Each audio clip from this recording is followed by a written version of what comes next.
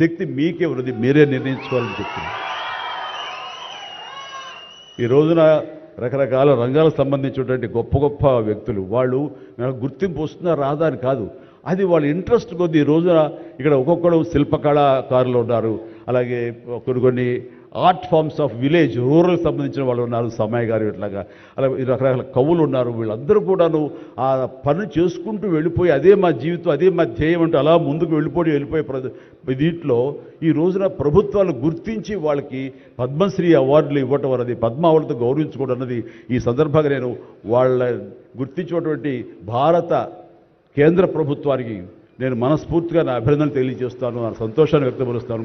దీనికి మరీ ముఖ్యంగా మన ప్రియతమ నరేంద్ర మోడీ గారు ప్రధానమంత్రి, ఆయన దీన్ని గుర్తించి అలాగా ఇవ్వడం జరిగింది. ఇక్కడ ఒక విషయం చెప్పొచ్చో చెప్పకూడదో తెలియదు కానీ ఒక విషయం చెప్తాను. మధ్యాహ్నం నాకు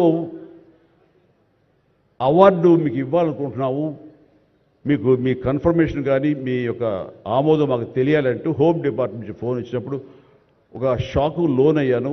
అప్పటికి ముందు నుంచి స్పెక్యులేషన్స్ ఉన్నాయి కానీ నాకు ఇవన్నీ కూడా వస్తాయి లేవో అనే దాని మీద ఎప్పుడో మీమాంస ఉండేది నాకు. వాళ్ళు చెప్పగానే సంతోషించాను. సో ఈవినింగ్ ఎన్నింటికి వస్తుందని వాళ్ళు 6-7 o'clock వస్తుంటే అప్పటి నుంచి అలా టీవీలు ముందు కూర్చున్నాను. సో కొంతసేపు చూసేసరికి రాలేదు ఆ వచ్చినాయి అని గబగ నేను సర్దుకొని కూర్చుంటే ముందు పద్మశ్రీ అవార్డులు ఒక 34-36 వచ్చినాయి. ఆ తర్వాత నెక్స్ట్ మందే కదా అనుకుంటూ అందరూ సర్దుగా రెండు పిల్లలు గొడవ చేయకుండా కూర్చోండి రే ఇష్యూగా నా పేరు వస్తుంది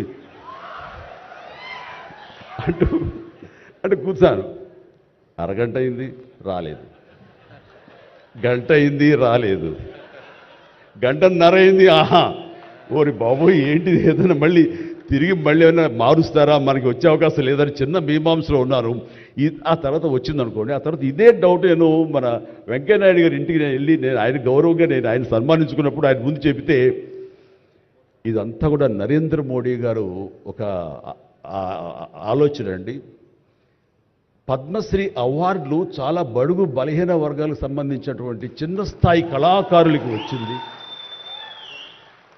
ఒకేసారి వెంకయ్యనాయుడు గారి పేరు, చిరంజీవి పేరు, పద్మ సుబ్రహ్మణ్యం పేరు, వైజయంతిమాల బాలి పేరు వస్తే కనుక అది సుస్పష్ట, అది ప్రముఖంగా వేసేస్తారు. అలా వేసినప్పుడు వీళ్ళ గురించి ఎవరు చెప్పుకుంటారు?